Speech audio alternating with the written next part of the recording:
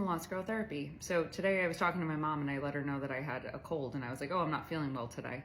And I watched her entire body just freeze up and begin to kind of like scan me to see what else was about to happen. And Jan has been in the weeds with me. Both of my parents have. They have truly been the epitome of caregivers of somebody who has been unwell for a few years. And I'm eternally grateful that they stepped into that role so fully.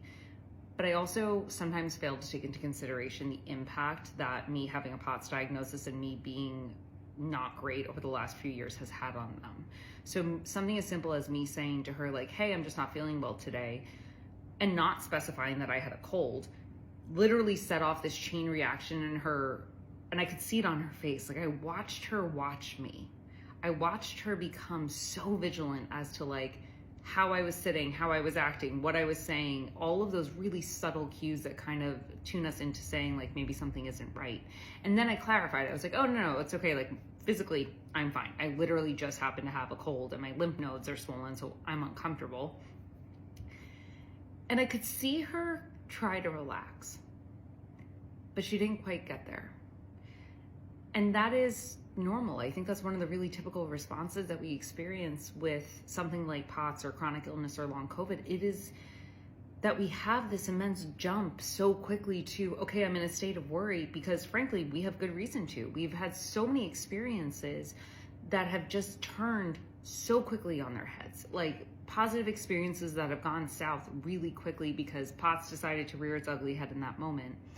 And then the come down is not as easy. When you go through that flash of adrenaline, that really heightened state of anxiety, we don't bounce back like that. I even notice it in myself. It takes me a little bit to then be like, you're okay. This isn't an episode. You're fine. Remind yourself that you are safe. All of these things.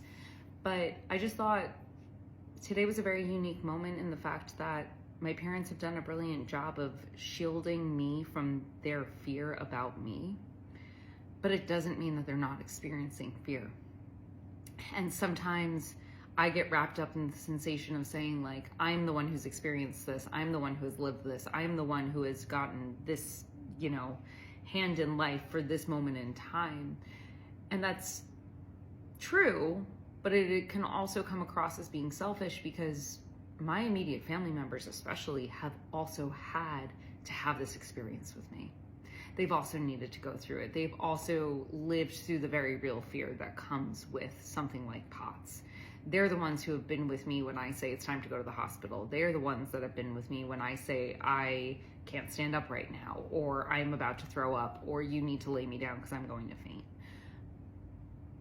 They have been through this, and coming out of a journey like this takes a lot of time. And I'm desperate to rush it. And I say that even as a therapist, like I want to get through the processing time as quickly as possible, because I just want to get to the fun part. I just want to get to the part to say like, I feel good, everything's good. I don't need to say, I feel good today. Just, no, I'm good.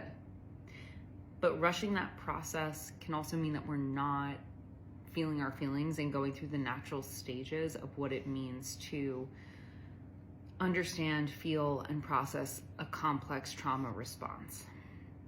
And that is something that cannot be rushed. It's just something that needs to be experienced. So I'm grateful that I got to witness that in my mom today, and I'm sad that P.O.T.S was the reason that she even had that response in the first place. But we're gonna get through it. We always do. It's just a matter of time.